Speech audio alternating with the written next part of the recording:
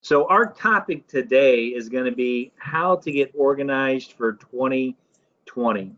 Last week, let me just see what we did last week. This is what 3 tips to increase your business. And last week we talked about increasing your lead generation, increasing your prospecting, increasing your training, getting better at what you do.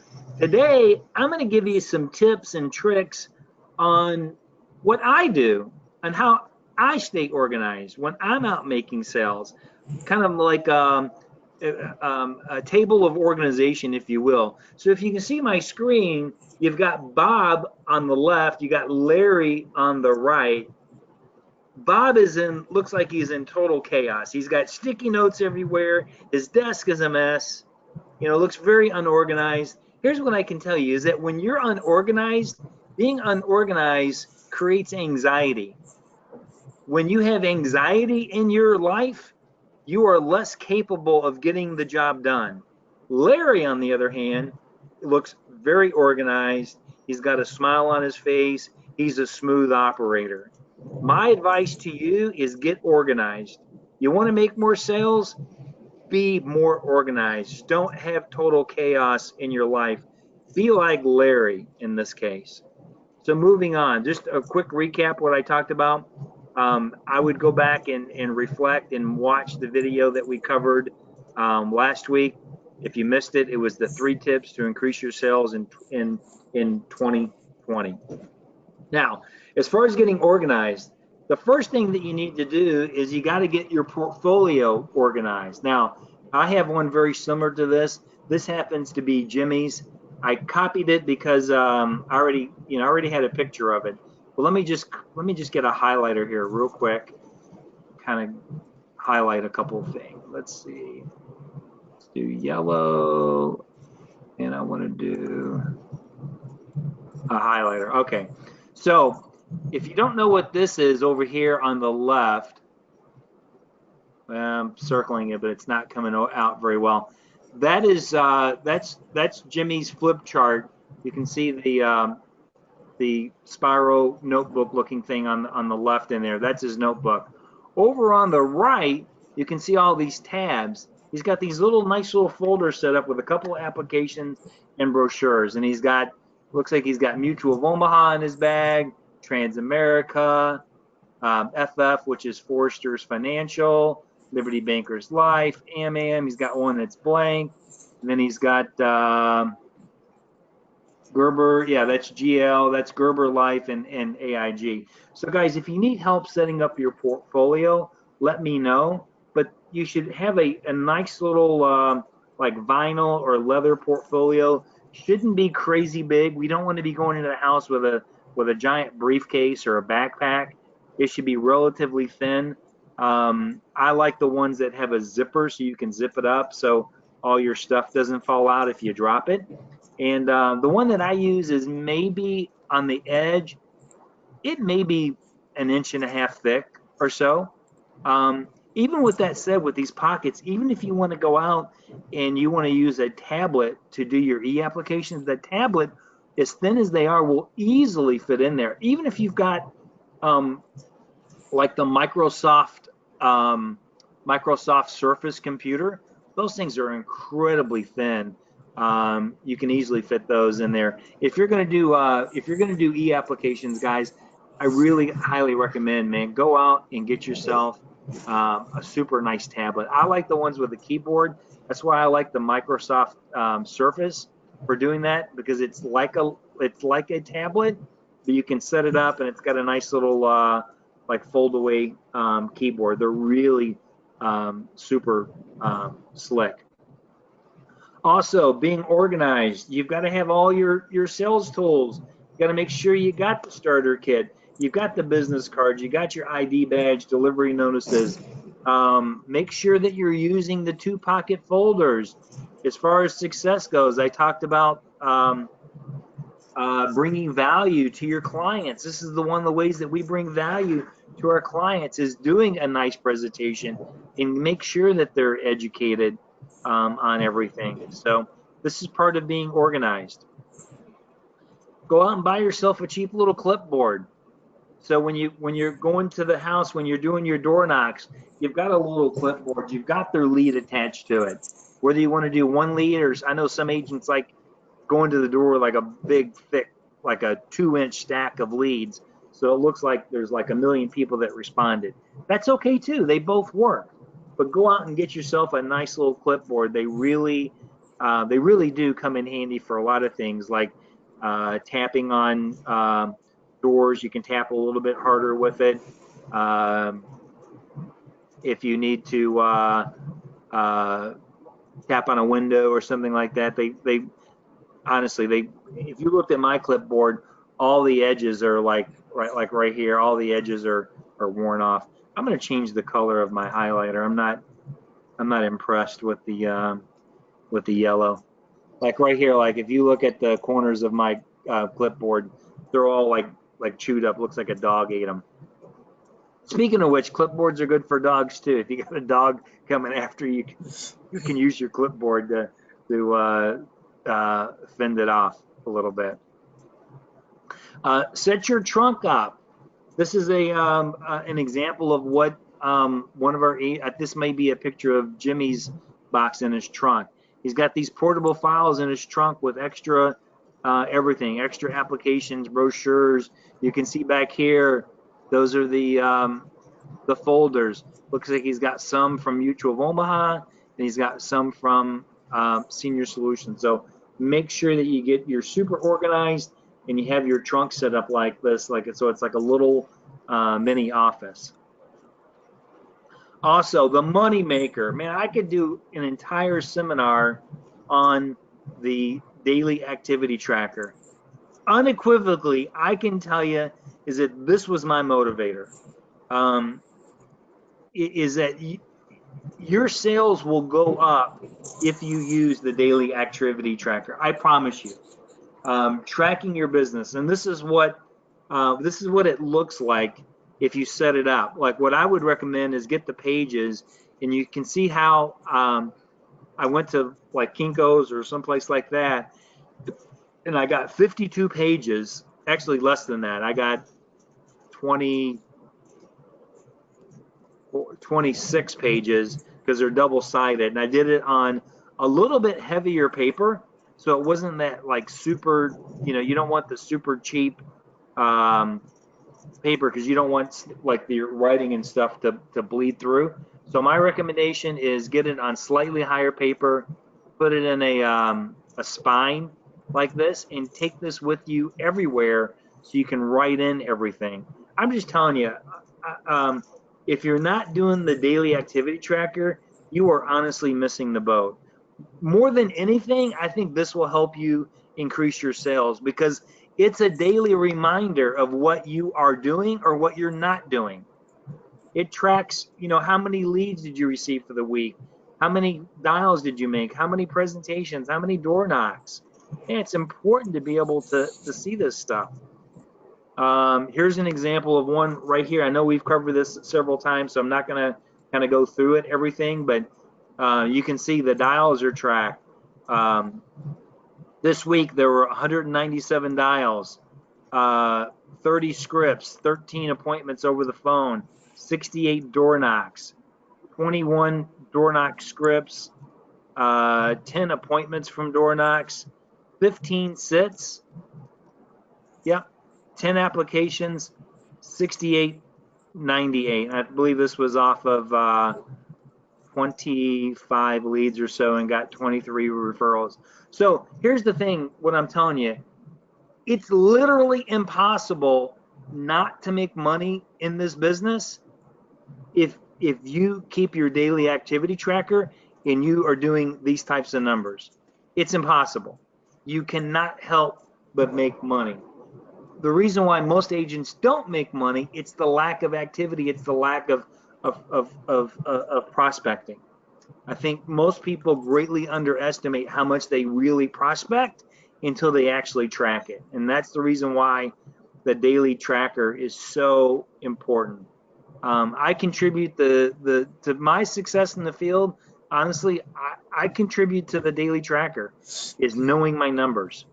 Here is a being organized, put together a work schedule. Your work schedule doesn't have to look like this, but this is just an example. If you are inclined to make dials, if you want to set up some preset appointments, okay, my recommendation is make your dials Saturday morning, Sunday evening. Saturday start at 8 o'clock and do it till 4, or do it till noon. I mean, that's a 4-hour period, what I meant to say. Saturdays or Sundays, start at 3 or 4 in the afternoon and dial until 7 or 8 o'clock. That's another 4-hour chunk. So in between these two, Saturday and Sunday, you put in a whopping 8 hours of dial time. And what you're trying to do is you're trying to set up your Monday and part of Tuesday with presets. So this way you've got Monday, you're busy all day with preset appointments, and you're going to continue to door knock in between. Tuesday, you're going to do the same thing. Now, on Mondays and Tuesdays, those are going to be your like total, all day bust out days. Those are going to be your long days. If you want to check pending business, check it early in the morning. Get up early, 5, 6 o'clock in the morning. Check your pending business early. Check it in the evening. Wednesday, what a lot of agents will do is after they've had a big day out in the field Monday and Tuesday, a lot of agents will come in Wednesday, make sure they got everything tightened up, that they're checking their pending business, and they're going to continue to do some dials in the morning to set up preset appointments for Thursday and Friday. And then Thursday, they're running their presets and doing more door knocks. Friday morning, and depending on what time you're in, so 12 until 12:30, that's going to be your education window. Don't ever book appointments during education. That should be when you make your schedule. The first thing that you should put on it is your education. Hey, I've got the senior solutions call and the YIG call on Friday. I don't book appointments around that time. So critical. And then Friday afternoons, get out into the field. This will be a late day for you. Have your first appointment at 1 or 2 o'clock in the afternoon, and then you can work a little bit later if you want to. Work till 6 or 7. So that's kind of an example of a hypothetical work schedule. But this one, I know it's worked for me, and it's worked for a lot of other agents also. Michael, anything that you'd like to add or comment about the sample work schedule? You got it. Just to sum it up, Joe, the one thing that every high producer had in common that I ever met is the majority of them only worked 3.5 days a week. But the way they were able to do that, Joe, is they only did one thing during the work hours, which is normally 3 12-hour days and maybe 1 half day. And that is they focused on their IPA. And their IPA stands for income producing activity. We only have one income producing activity, ladies and gentlemen, in the following expense arena. That is saying kneecap to kneecap, belly to belly with a senior. There is no checking Facebook during that time. There's no going to Jiffy Lube to get your oil changed, cutting the grass. Joe, that's the one thing that every top performer had in common. We all have 24 hours in a day. What separates the ultra successful part from those who don't succeed is the way we use those hours. So don't dare fax in an app during the daytime. Do that at nighttime from sun up to sundown. On the 3.5 days that you choose to work should be nothing but your IPA, the income producing activity. And Joe, that's the one commonality I see behind every single top performer in this industry is they know how to control their time. Absolutely, brother. Absolutely. You got to be here. Having a good work schedule takes self-discipline. It really, really does, because it's easy to get distracted, like what Mike was saying. Oh man, I'm due for an oil change. Well, I'm out in the field. There's a Jiffy Lube. Let me pull in there. No, man, schedule that stuff on your off time. Go to Jiffy Lube at 8 o'clock at night. They're open late. Or go on, Sunday after church. Go get your oil change. You don't need to be doing that silly stuff when it's work time. Got to work, man. Okay. Guys, remember, the topic of this call is being organized. I'm just showing you things that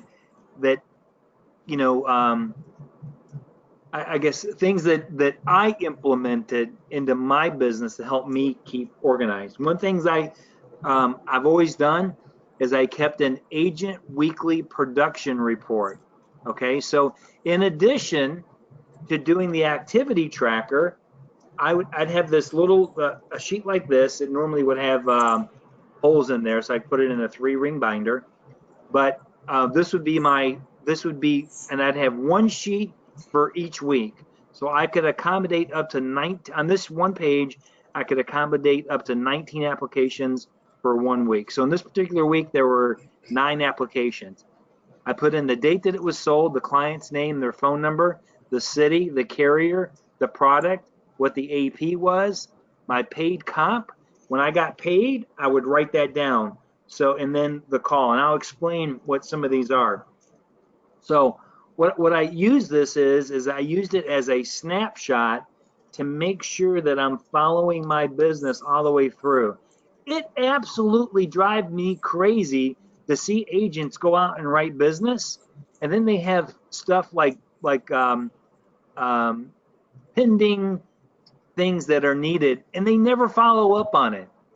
It's like, man, that's like lost money.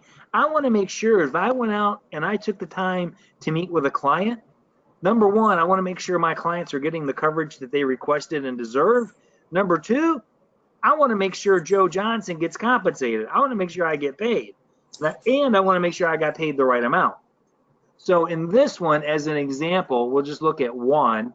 This is what I sold one May 7th, 2018. There's the phone number, so I can easily, and the reason why I do this is so like I can have this with me, so I'm out, even if I'm out in the field, I always have a snapshot in case I need to call one or there's something that pops up on an email. I want to make sure I have my client's phone number. Okay, the product, the carrier was Transamerica. The product was final expense. The annualized premium was $748. I want to look at my commission statement. I want to check it off. I want to make sure that I got paid the right amount. Insurance companies make mistakes, guys.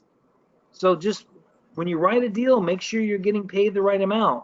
What's the call? The call is that every client that I sell, when I'm in the home and I'm meeting with a client, before I leave, I set that client up and I let them know that Mr. and Mrs. Client, I'm going to call you in a couple of days just to let you know how your application's going.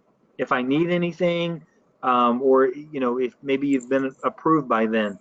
So the check mark that's the check mark that lets me know that I contacted Juan to make contact with him. And when I make contact, I'm doing a couple of things. I'm verifying the status of his applications. I'm calling Juan, and the phone call would go something like, Michael, if you got a minute, let me just role play with you exactly how I make that phone call. Okay?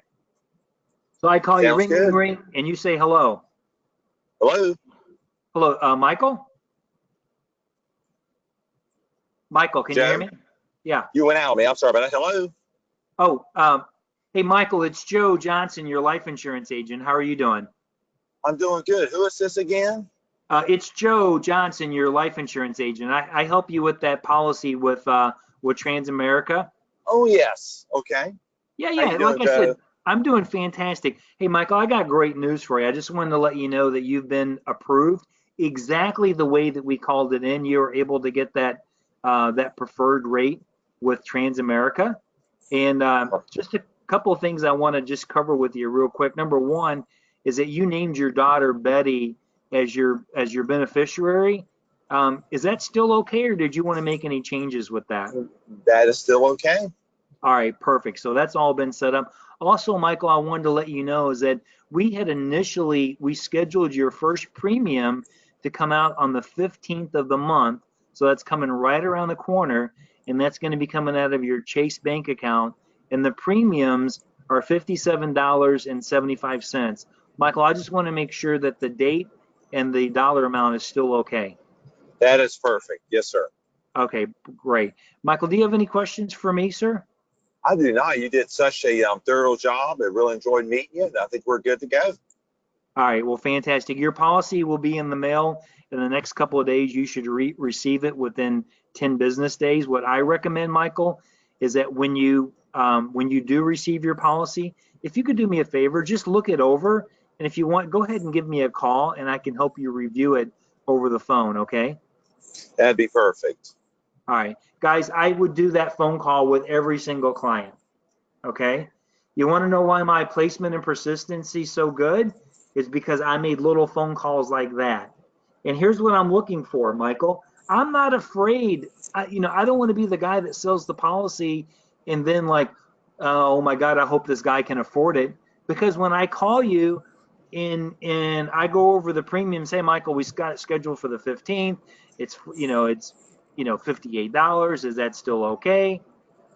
I'm okay with you saying, well, no, Joe, I was thinking that I'm not sure if I'm going to be able to afford that.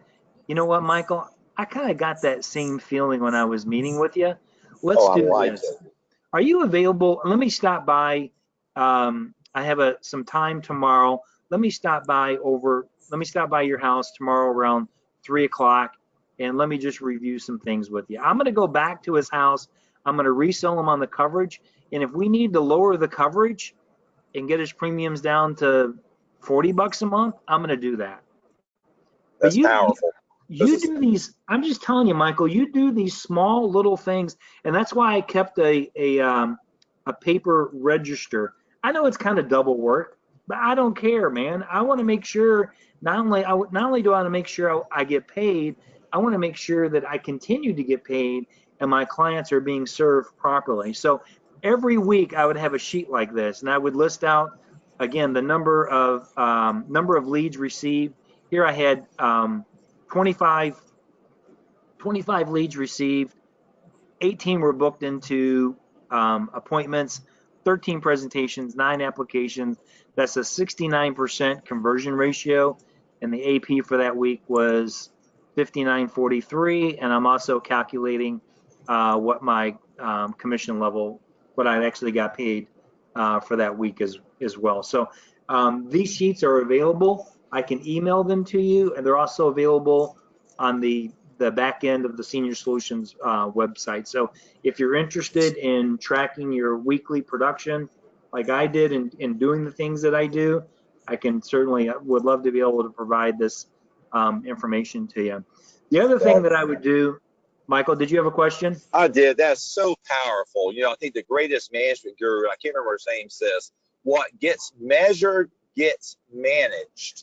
And that's what you're doing here, ladies and gentlemen. You're measuring. You're in business for yourself, which means, yes, Joe and Jimmy will give you all the feedback you're looking for, but we need to hear from you where you need to tighten up your game at.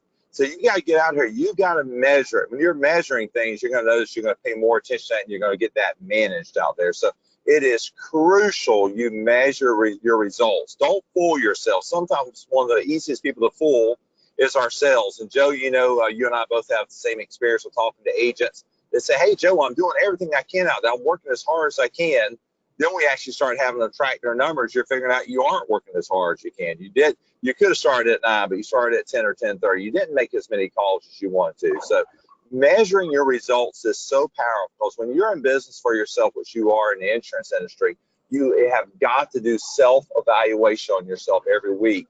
And you want to make that based on reality, which is the numbers that you're measuring by doing this. So what a important tool, what a vital tool.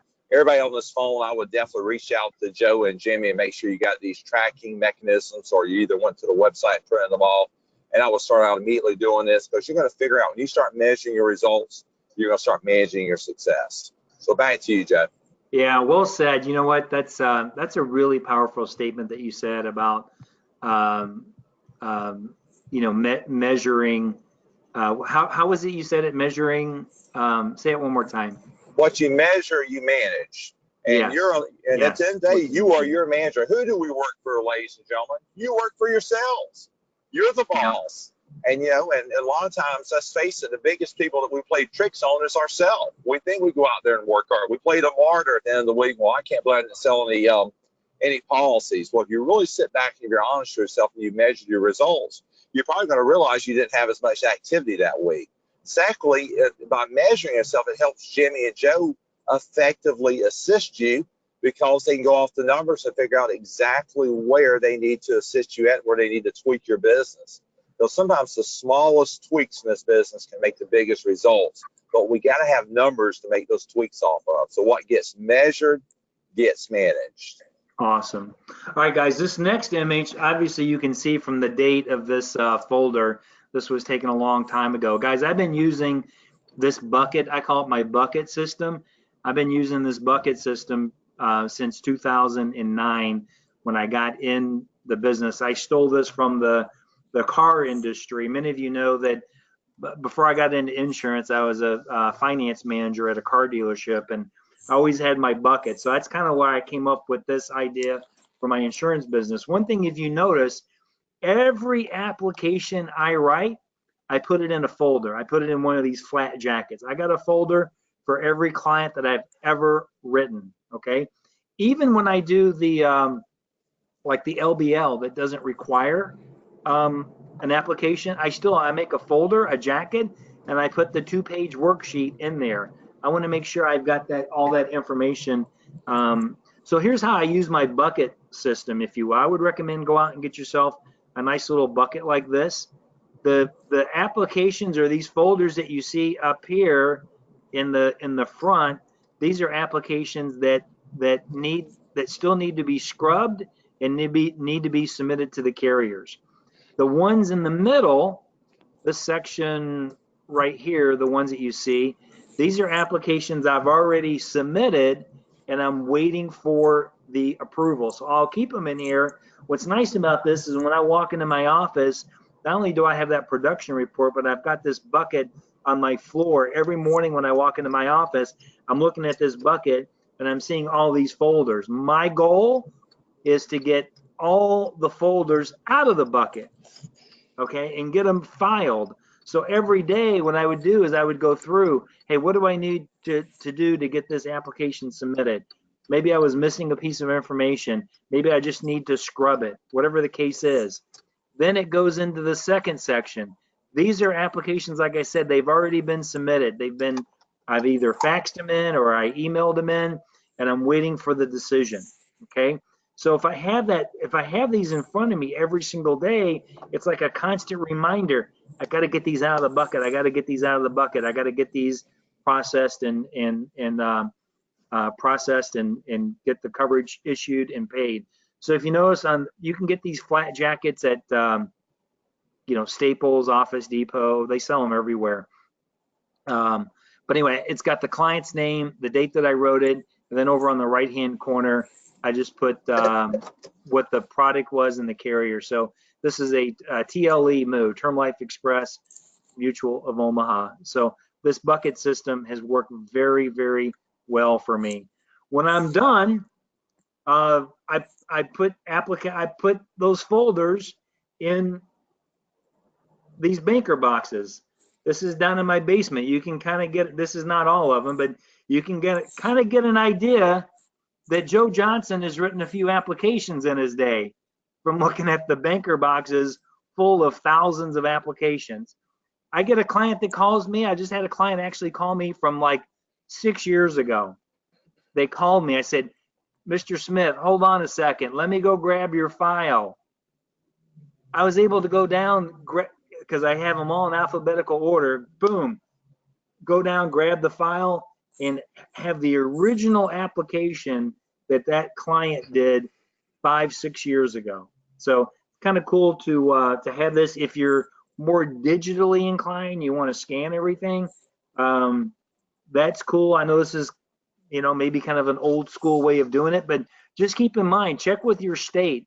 You are required to keep applications on file for a certain period of time. So just check with your individual state, make sure that you are compliant. I'm just showing you what I did. I'm not saying that you have to do this.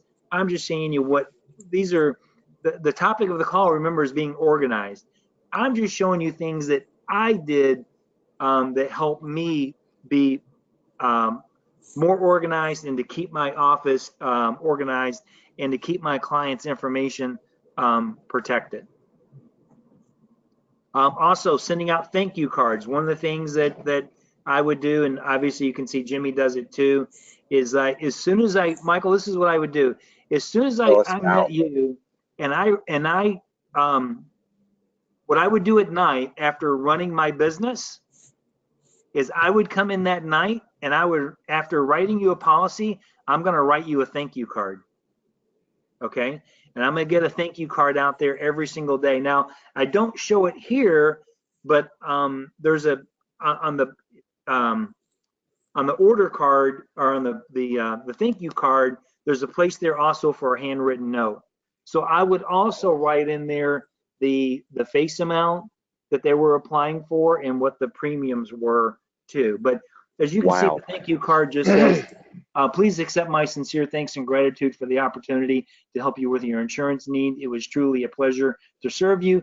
Any referrals would be greatly appreciated. And if you want to put a personal note in there, that's great. And this one has Jimmy's picture in it. That is so powerful, Joe, too. But that'd almost be good to be part of the starter kit there along with the, of course, the measurements, or your tracking everything. Just two very powerful tools that should be in every agent's repertoire. Guys, if you want to do these like thank you cards, just go to a local vendor, or like these are ordered from Vistaprint. They're very inexpensive. You do it from Vistaprint, you know, you get the envelope, it comes with it, and it's a nice little card. They're very inexpensive. If you do it in black and white like these are, it really helps keep the cost down. Now on mine, I took mine one step further, and I offer a referral fee on mine. So at the bottom, my thank you card says, I'm sure there are people that you know and care about that could also benefit from the value of life insurance. Any referrals would be greatly appreciated. I will pay you up to $50 per referral. Wow. And I will send that. Now remember, it says up to $50, okay? So doesn't mean everybody's going to get $50, but it could be up to $50. But the key is that I would mail this out within 2 days of when I met the client. And the reason why that's so powerful, Michael, is because I just met with them, and then 2 or 3 days later, they're getting a card in their mailbox. So one thing, it keeps everything fresh, right? Yes. And then so when I call them, they already know who I am, because they're saying, oh, well, thanks for calling. Oh, and by the way, I got your thank you card. That was very nice. Wow. You know, so guys, this is just, man, I'm just telling you, this is what separates amateurs from professionals. Yes, it's the little stuff. Just little stuff just like this. What else do I got for you? Okay. Then, of course, the powerful word, Joe, consistently. You want to consistently do this. You want this to become a habit. You know, it's Joe did it so much, ladies and gentlemen, it started becoming like tying his shoes. It was just a habit. And usually if you'll do something 66 times, this becomes natural. So every single client you get, you want to follow this. This is a system, the same as you walk into McDonald's or Chick-fil-A or whatever your favorite restaurant is. They follow a system. Senior Solutions already has a proven system. You just got to follow it. And well, that's what Joe was laying out for you here today. Absolutely. Oh, so in addition to doing the thank you cards, I would also recommend sending your clients birthday cards. Keep in touch with them. I can't tell you how many clients that I've sent birthday cards to, and then they call me and say, oh, I got your birthday card. I'm calling you because I was thinking I need a little bit more life insurance. You know, just like having that reminder every single year to do that. Now, there are services that you can pay to do that, or you can do what I do, and that is, if you can see my screen, is that I take, even though I keep every deal jacket, I also take the information and I put it onto an Excel spreadsheet. Okay, and this is just a snapshot of what the spreadsheet looks like. So you can see, we'll just use the first one, like Sandra Sutton. Here's her address. She's in Gary, Indiana. Here's her date of birth. She took out a TA policy, final expense, $15,068.60. For some reason, I don't have a sign date on here. But so I put it in here. So the other thing too, if I get a client that calls me, I can just go in. If I can't get into where the file is, I also have all the information on an Excel spreadsheet, and I can very quickly find her name and say, oh yeah, Mrs. Mrs. Sutton, thanks for calling. Yeah, by the way, your policies with Transamerica, your face amount was $50,000, your premiums are $68.60, and your premiums are scheduled for the 15th of the month or whatever it is. The other reason why I do it like this is because I can go in every month and I can sort the entire spreadsheet, and I can see, as an example, this month is January. I can look at all my January birthdays because it's in Excel. So I sorted by month, and then I can see, oh man, I've got 20 clients or whatever it is that have birthdays this month. And guys, you don't have to spend a ton of money on this. I mean, you can go to Dollar Tree and you can get a packet of birthday or thank you cards. You don't have to spend a ton of money on doing this. You can get the cheap little, I don't know how many. I think for $1 you can get like five birthday cards or the thank you cards with 5 envelopes. Super cheap. Send them a note. Keep your name in front of your. Yeah, keep your name in front of them. But guys, these are just some of the things that I've done over the years to be more organized, to keep my business running smooth, make sure that I'm serving my clients, I'm keeping my name in front of them. I don't ever want to have to call a client and say, oh, this is Joe Johnson, your life insurance agent, and like they have like no idea who I am. So at least if they're, even if I'm not doing the annual reviews, at least they're getting a birthday card from me. So my name is at least getting back in front of them at least once a year. So if they do need additional services, or if they have a friend that needs life insurance, who are they going to call? They're going to call you. Oh, let me call Michael. Michael, sends me a birthday card every single year. Michael gets the call. Hey, Michael, how you doing? This is John. I don't know if you remember me, but you sold me a policy. Man, my sister could really use some life insurance. Powerful. So, guys, this is just like I said, man. This call was just to give you some tips on things that I've done over the years to run my business and to be organized. So that's it, Michael. Anything else that you'd like to add before we sign off? Extremely powerful call, Joe. Our business is based on 2 very important relationship principles. Number 1, people don't care how much you know till they know how much you care. And number 2, people do business with people they know, like, and trust. And that is a process which extends beyond your first meeting with them. How much can you really get to know someone in just one meeting? What Joe is doing here is building a relationship by constantly reaching out to them. And let's face it, no one receives a thank you card in the mail anymore. Very few people receive a birthday card. Most people receive it over Facebook. So when Joe does that, he stands out. But most importantly, he is displaying to his clients that he cares. They don't care how much you know till they know how much you care. And then people do business with people they know, like, and trust. And through these continuous reaching outs and these continuous interactions, these people are getting to know Joe Johnson. They're getting to like him. And when someone knows and likes you, they start trusting you. And that's the key to business. If someone trusts you, deals happen at half the time and half the cost. And that's the really key to business. So wonderful call, Joe. Now, Mr. and Mrs. Agent, it's up to you. Are you going to put these tips that Joe gave you on his phone into action today? That's the big question. We can talk to her blue in the face. It's all about action. And if Joe, I believe this is recorded. So please go to the Senior Solutions website, watch this over and over, and make this part of your daily and monthly routine, because if you do, success is just inevitable. Yeah, absolutely. Thanks, Joe. Michael, thank you so much for being on the call today. Appreciate your input. All right, everybody, have a great weekend. If you're taking Monday off, enjoy the time with your family and children, and we will talk to you soon. God bless. Thanks, everybody. Thanks, Joe. God bless. Michael, God bless you. Bye-bye. Bye.